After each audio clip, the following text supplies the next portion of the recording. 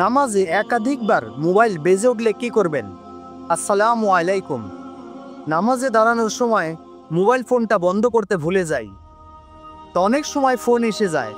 নামাজে একবার mobile phone বন্ধ করার পর আবার বেজে উঠলে তা বন্ধ করা যাবে কিনা, আর এভাবে কতবার পর্যন্ত বন্ধ করার সুযোগ আছে?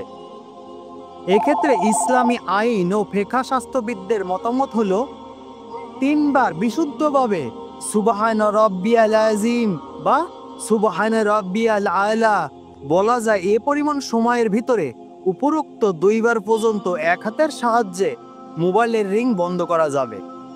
এই সময়ের ভিতরে দুইবারের বেশি বন্ধ করা যাবে না। যদি করে তবে নামাজ নষ্ট হয়ে যাবে। তবে একবার বা দুইবার বন্ধ করার পর তিনবার তাসবিহ পরিমাণ বিলম্বে আবার রিং বেজে উঠলে তা বন্ধ করা যাবে। নামাজ চলাকালীন কোন কোন বিষয়ে নামাজ ভঙ্গ হয়ে যায়? নামাজ আদায়কারীর জন্য কোনো শরীয়তসম্মত কোনো অপারগতা ছাড়া নামাজ ভেঙে দেওয়া জায়েজ নেই। সূরা মুহাম্মদ আয়াত নাম্বার 33। কোনো ব্যক্তিকে তার মা বাবা ডাকলে তিনি নামাজ ভেঙে দিতে পারবেন।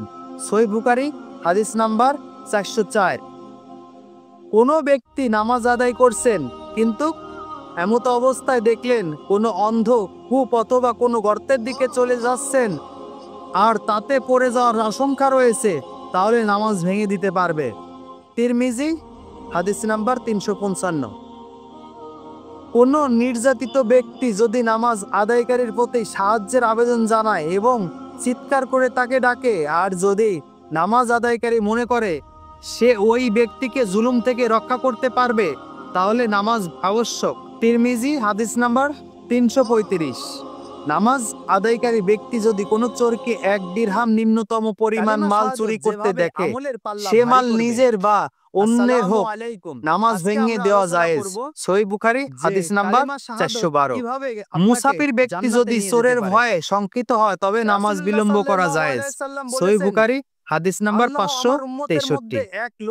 এই হলো আজকের আলোচনা। সবাই ভালো থাকবেন। ওয়া মা তৌফিকি ইল্লা বিল্লাহ। আসসালামু আলাইকুম ওয়া রাহমাতুল্লাহ।